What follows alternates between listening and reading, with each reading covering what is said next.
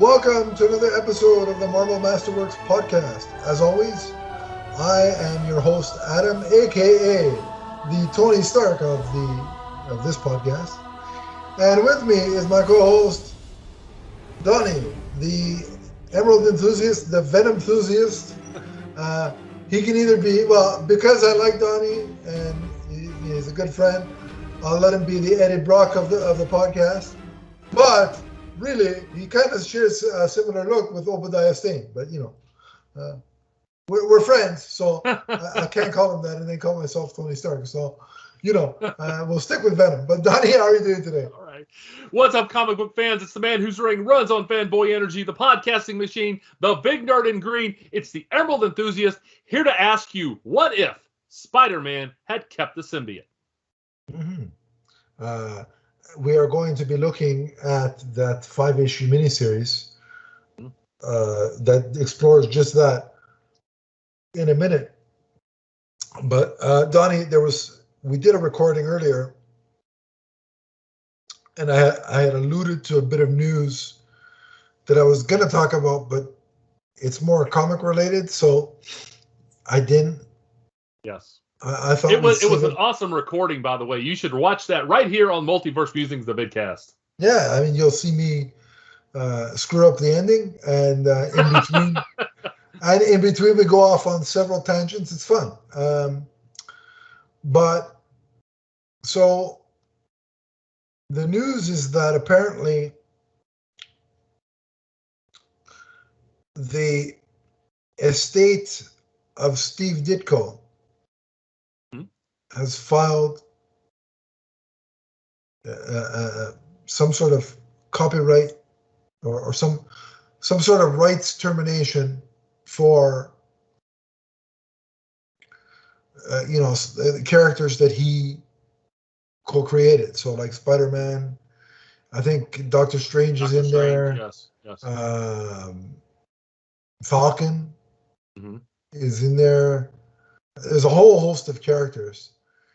And so now, as a result, Marvel or Disney/Marvel is suing for full rights of those characters, right? So a lot of fandom I've seen are, oh my God, there are two sides. There's one side that's saying, well, screw the band, screw Disney, not Becky Lynch, but you know, screw Disney and the big corporation and you know, and then you get the other side is, oh my God, you know, Disney could lose the rights to the characters. The MCU as we know it could be, you know, demolished. And I'm like, oh, folks, did you read the article? Or did you read the headline? Because my guess is 3/4 of these people reacting on either side of the fence just read the headline. Right. Yeah. And the reason I say this is because there's a specific quote in that article, which is from the Hollywood Reporter that reported the story.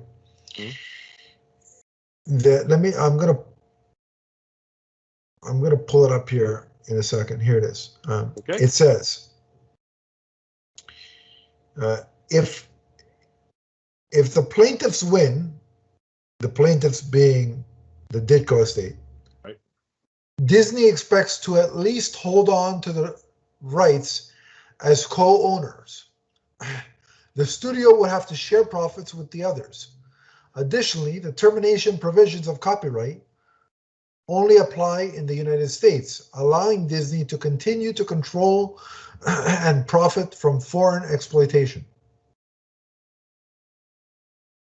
So, folks, anybody telling you that they're going to lose the rights to Spider-Man and all these other characters and the MCU is, you know, going to cease to exist if no more movies or et cetera, if the Ditko estate wins. That's not the case at all. Do you want to know my take on this whole situation, Donnie? Yeah, go ahead. Here's my take. And it's a two-pronged take.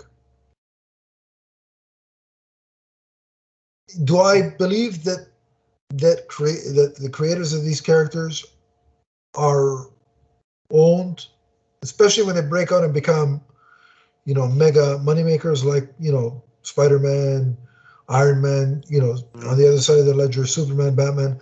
Do I believe they're owed, their fair amount? Absolutely, 100%. So I support the creators in that endeavor. But Disney is not, at the same token, is not this evil monster trying, Look, in the past, did Marvel kind of shortchange their creators in the amount that they paid them? And on the other side of the equation, DC as well? Yeah. Yeah, we know that's happened in the comic industry before. Yes, no question.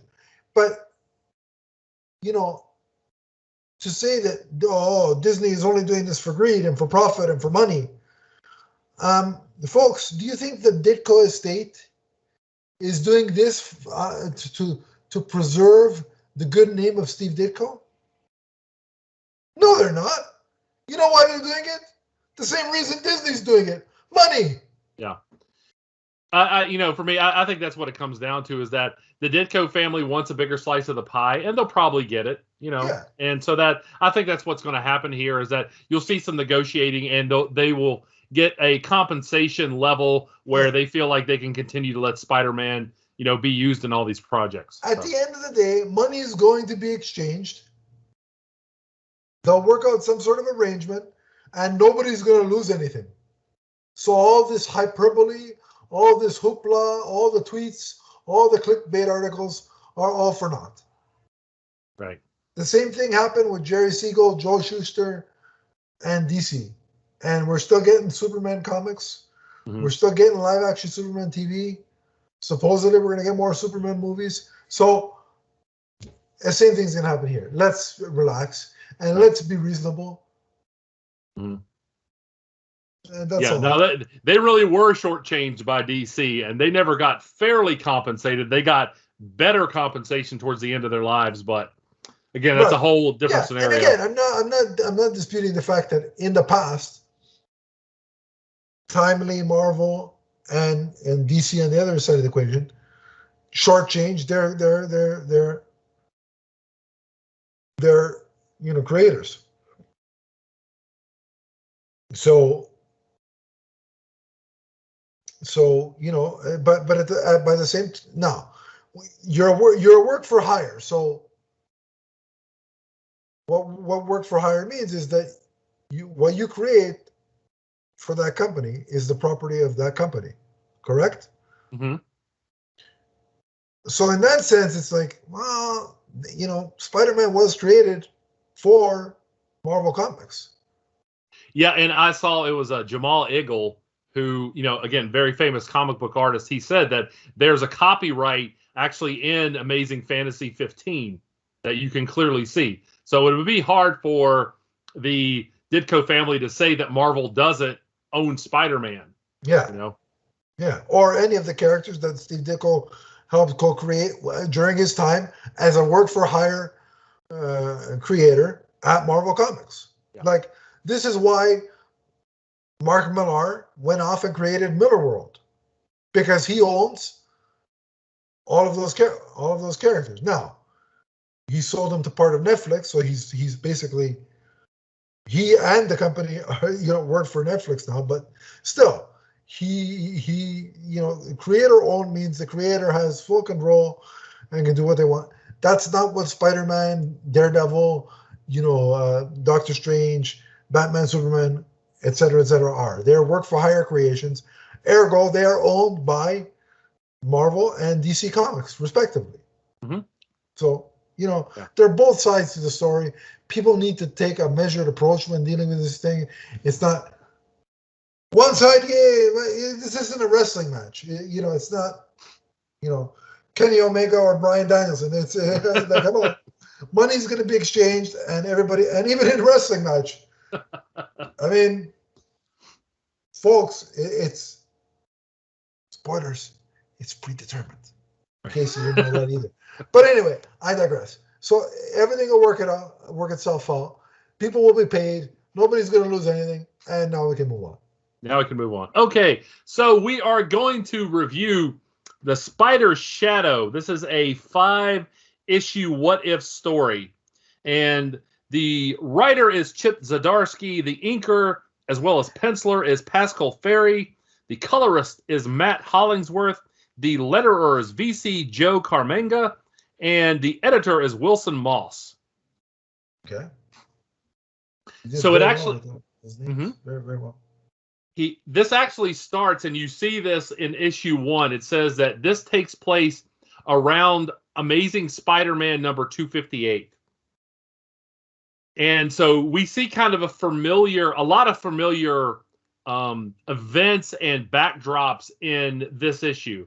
Right. So what we see here is Peter is still with the symbiote in this issue, but he's losing sleep over the question of why so many of his loved ones die if he's doing the best as a hero.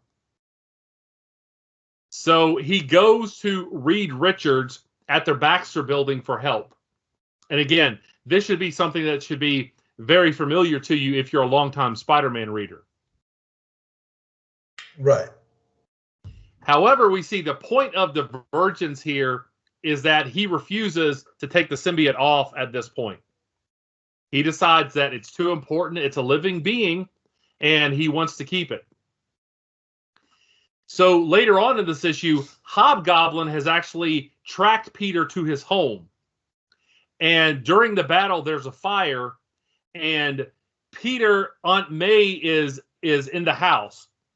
And Peter tries to help, but of course the symbiote holds him back. Remember, the symbiote is vulnerable to heat and fire. Yeah, fire, yeah. And so Aunt May is trapped and killed. So then Peter starts down this road of ending his villains, and he starts by crushing Roderick Kingsley's head. And so that's how issue number 1 ends, is that... So, go ahead. Yeah. No, so the interesting thing for me about this is that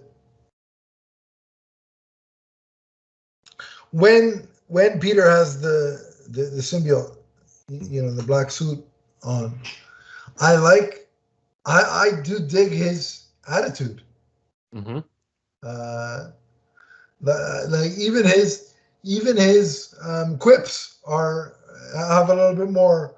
They're more, they're edgy, I mean? Yeah. But you still see Peter Parker in there when he's talking to that lady that he saved, the older lady that he saved. He's right. Very respectful. So it's still he's still in there, so to speak. Mm-hmm. Going to, in terms of him having basically nightmares about look, I'm doing the best I can, but I'm surrounded by death. Gwen, Uncle Ben, Captain Stacy, etc., etc.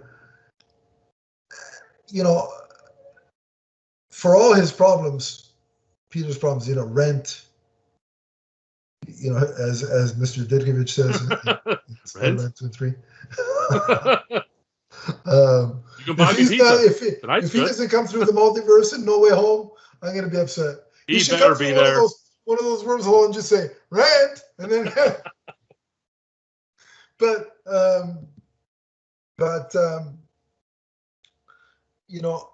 all those everyday problems aside, the amount of loss that he's had to incur would naturally take a mental toll on him. So I like that he's like it underscores Peter's humanity. Mm-hmm. I like that he went to Reed Richards for help, but he made the point of saying, like, I don't know what else, like I've tried to come up with reasoning, tried to explain it myself, and I can't. So I need to go to.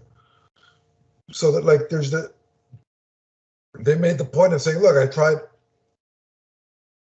to figure this out on my own, mm-hmm. but I need somebody even on another level intellectually to kind of help me figure it out. Right. So it wasn't just, I'll just ask, in this case, Reed. Whereas if this was the MCU, he wouldn't have even said, I tried to figure this out on my own. He would have just been, can I talk to Mr. Stark? That's would have been the situation. So I like that they made the effort of, in the dialogue, trying to say that he tried to work this out himself, but he couldn't. Yeah. And then, in terms of Hobgoblin and Aunt May, man, I was glad to see Aunt May die.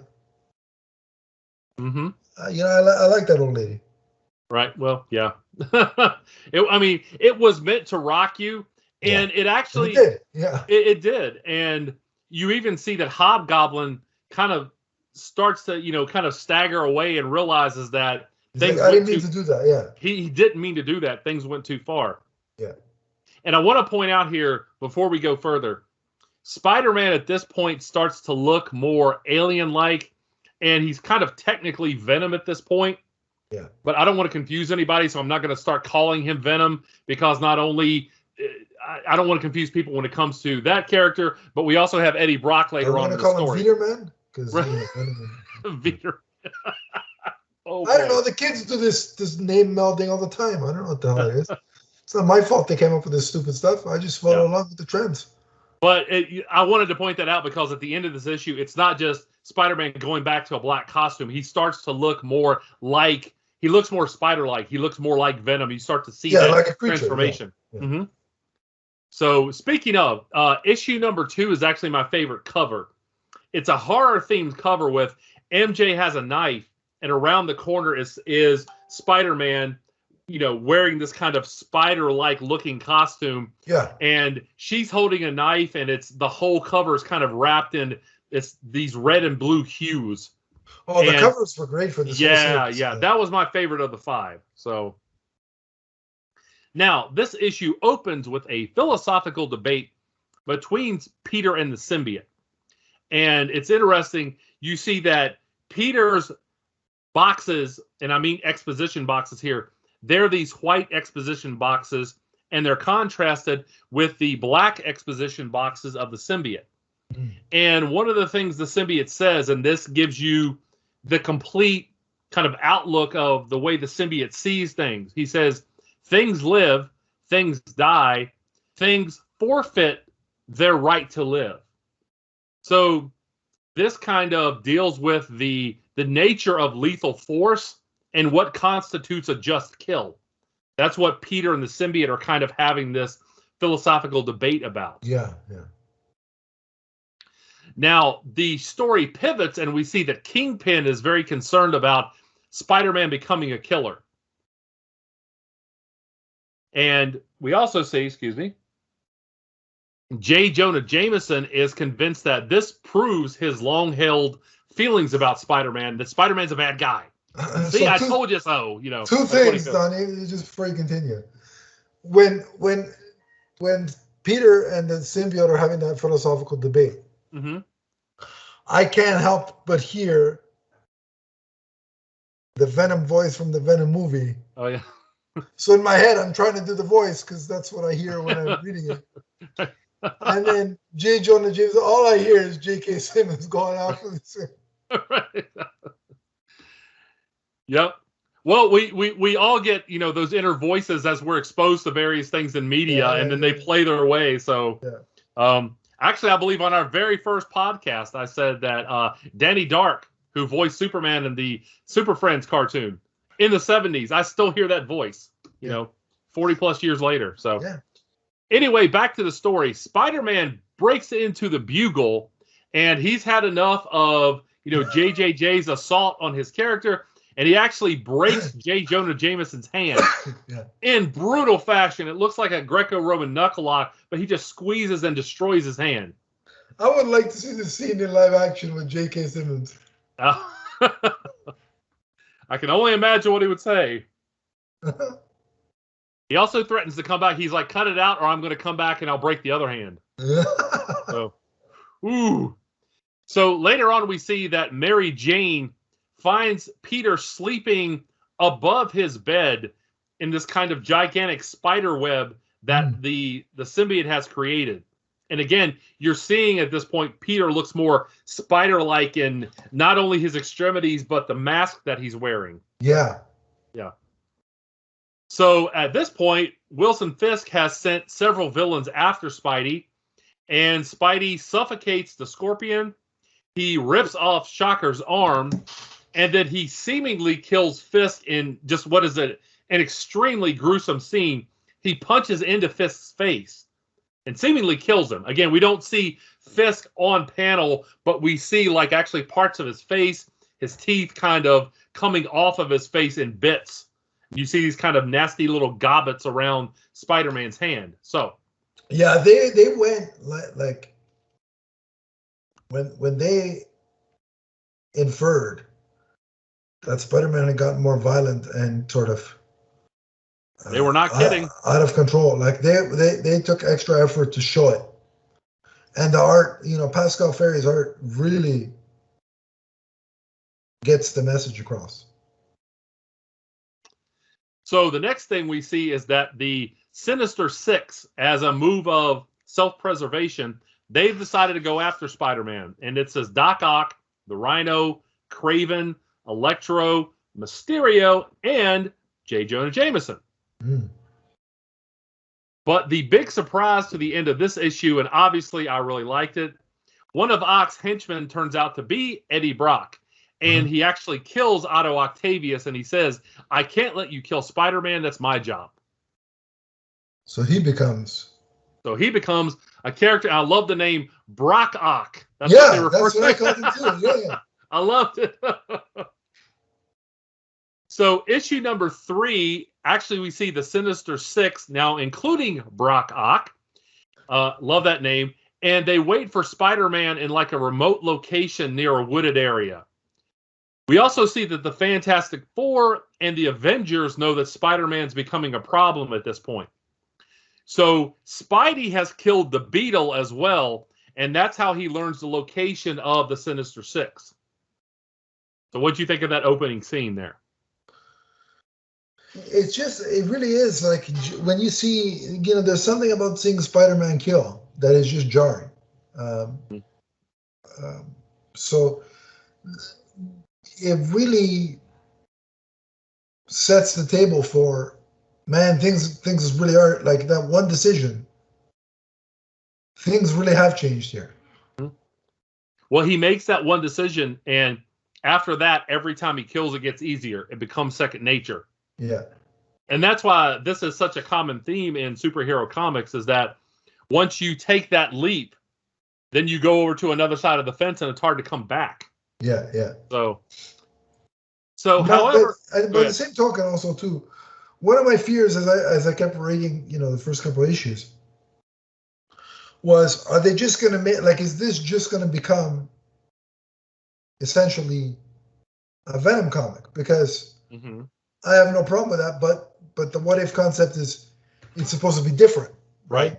And it was, because I find that even this was darker and more serious than what we see in Venom comics. Yeah. Well, and I'll say too, the first issue, it was competent, but it kind of played out the way I thought it would. Once issue number 2 comes into play, there start to be a lot of twists that I couldn't predict, and that's what I liked. Yeah. I didn't want to be able to predict everything that was going to happen. Of the what if concept is that it can go to places that you're not expecting, and you want it to. Yeah, exactly. That's why you want a series like this. So even with all the technology and coordination, and again, the Sinister Six has laid this trap for Spider-Man, they're still overmatched. He still gets the best of him. He goes underground, literally, and starts to pick them off from underground using the tendrils of the symbiote. That was cool, yeah. Yeah, that again, that's not what I expected there. So finally, Kraven and J. Jonah Jameson, wearing a Spider Slayer suit, they're able to push Peter into this barn that has been lit on fire. And again, the symbiote is weak. Is one of its weaknesses is fire. Right. So, however, Peter reveals his face to J. Jonah Jameson, who obviously knows Peter and likes Peter. Yeah. And so he gets Peter out of the barn. And as Kraven tries to deal the death blow, J. Jonah Jameson hits him from behind and gets Peter out of there. So Peter, and again, I need to point out, Peter's been separated from the symbiote at this point. Right.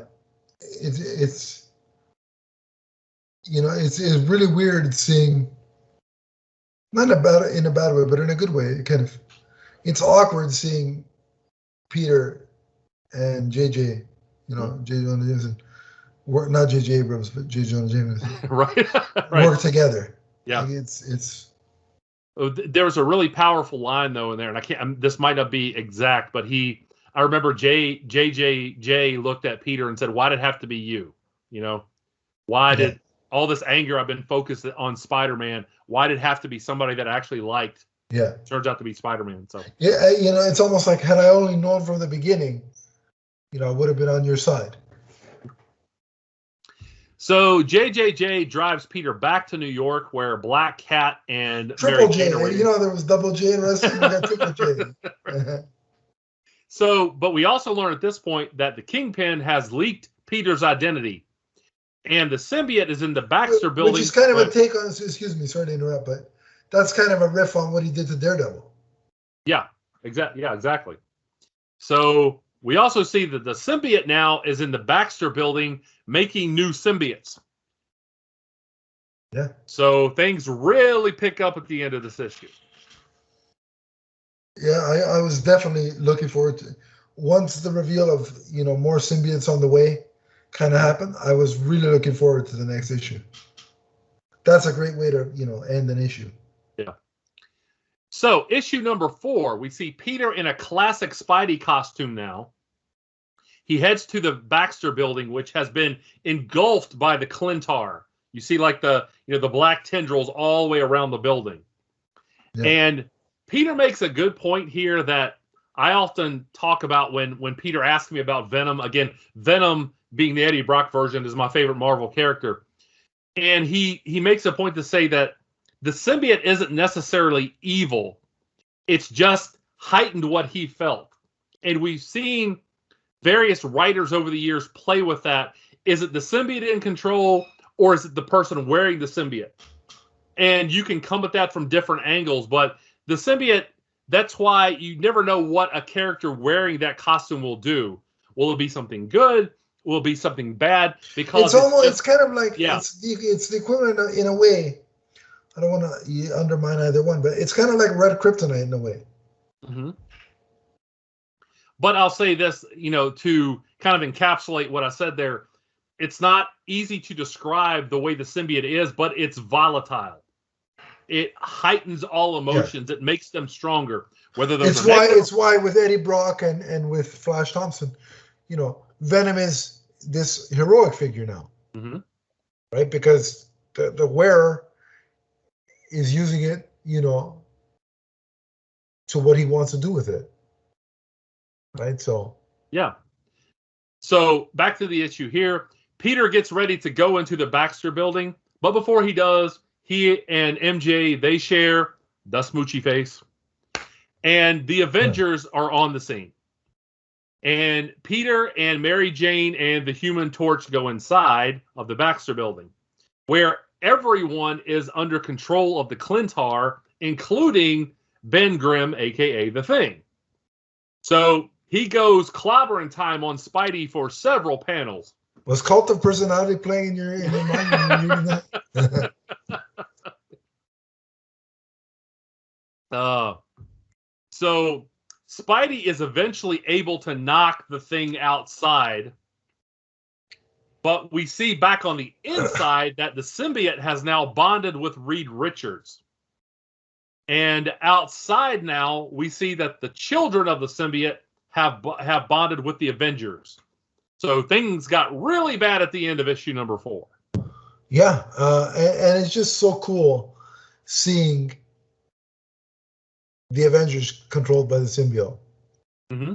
Like that is just and the imagery of the way they look is really, really creepy and evocative. Yeah. Well, and there's been some Venomized collectibles that have come out to show you, eventually, all these characters get at least some version Damn of it, Donnie, you're going to make me get a Venom figure, aren't you? Right. Every time you start talking about figures. Right. You coerced me into getting, what was it that I got? I can't remember what it was. You were mentioning it, then I'm like, damn it, I'll get it. and then I can't remember what it escapes me. But by the way, check out my other YouTube channel. I just recently uploaded a video where I reviewed a 12-inch Venom figure. And yeah, and that's the one that's leading me to get a Venom figure, damn it. I also showed where I got the autograph of David Michelinie on a couple of those figures, and you actually see a picture of me with David Michelinie. So. Yeah. It was good. It was a good video. Well, thank you, sir. Yeah, and like I said, those meant a lot to me. Those videos got him the job here. So, if you want to see what went through my thought process of hiring him, if this podcast doesn't do it for you, like if it doesn't show you that, then check out the videos. You'll understand why. Yes. And don't forget to like and subscribe. That is the Emerald Enthusiast on YouTube. Okay. So, shameless plug. Now, back to issue number 5. We see now that the Clintar-bonded Avengers make their way into the Baxter building. Now, the original symbiote, still on Reed Richards, tries to attack Mary Jane because he sees her as a stumbling block to Peter achieving his true potential. Yeah. Now, the Human Torch grabs Mary Jane, flies her out of the Baxter building, and Reed and the Avengers follow. So Peter tries to use the lab to figure out a plan to deal with the situation. Again, I like it. Peter using his intelligence. Mm-hmm.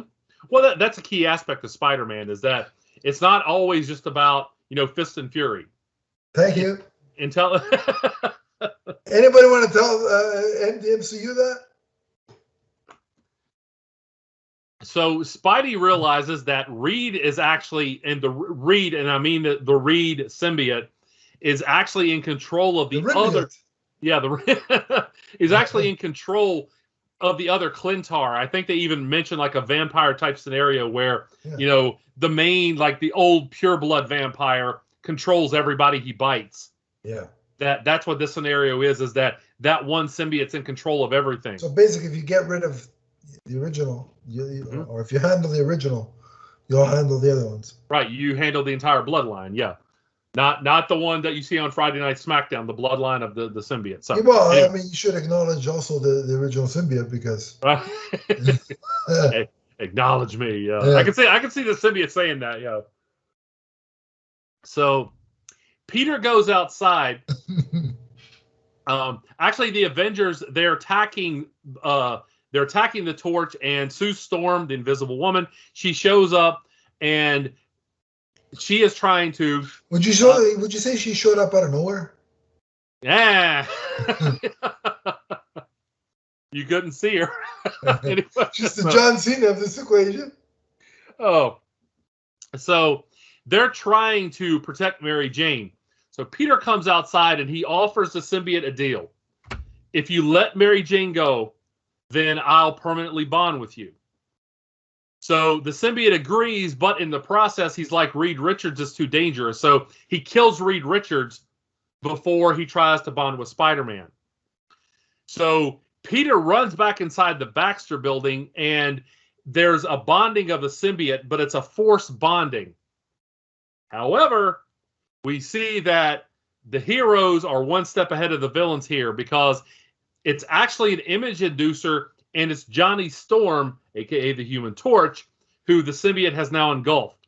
And that's a bad idea to an alien who is vulnerable to fire. Indeed. Yeah, so you see this huge explosion, and of course, the symbiote is killed. So what'd you think of that, like, big moment there? No Venom in this universe now. Definitely not. So I thought it was a clever plan. I really did. And I'm like, this is the stuff I want to see when I read a Spider-Man comic, and you want to see him. You want to see that combination of, you want to see the swinging and the fighting and the quips, but you also want to see, all right, how can I use my intelligence to get me out of these tough spots? Because he's often in tough spots. So yeah. I thought that was ingenious that he'd come up with that idea, the image inducer, and it also makes sense for what happens at the end. Like the decision made at the end of the book makes sense given the smarts of Peter Parker shows here. And I also want to point out, I want to, give props to Chip Zdarsky here, because he has a good understanding of Eddie Brock too. And I want to say one of the things you see after the main battle is over, you see that J. Jonah Jameson and Eddie Brock are talking in a hospital. And J. Jonah Jameson is like, Eddie, you've done what I've done. You've held on to your hatred for Spider-Man just like a drug addict. But and this is word for word here. He says, you're worried that when the haze of the drug lifts, you'll see what you've done with your life. You'll see yourself clearly for the first time. It's hard. You see that? And that's what I think a lot of people miss about Eddie Brock and Venom, is that Spider-Man was just displaced anger. All of the the anger and the revenge that we saw with Venom at first, it's not really about Spider-Man. It's about Venom's dissatisfaction with his own life, and the fact that he's not the man he wants to be. Eventually, he does become that. He does become a hero.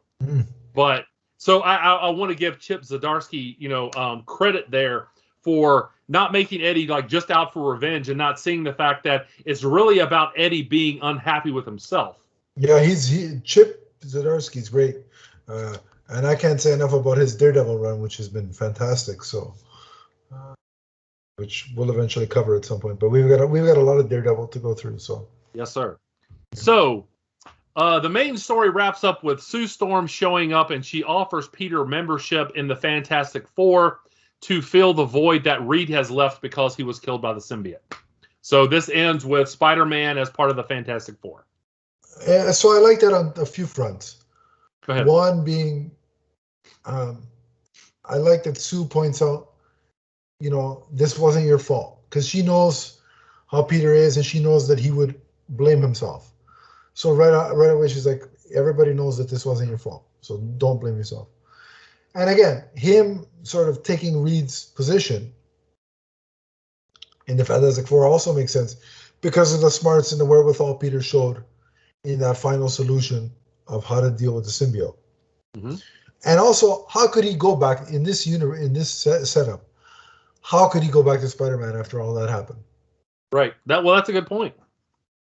However, there's also an epilogue here. We see that Kingpin, who we thought was dead, is not. He's only mostly dead. There's a difference between mostly dead and all dead. So, yeah. But he's actually alive, horribly disfigured, as you would expect. The lower part of his face is gone.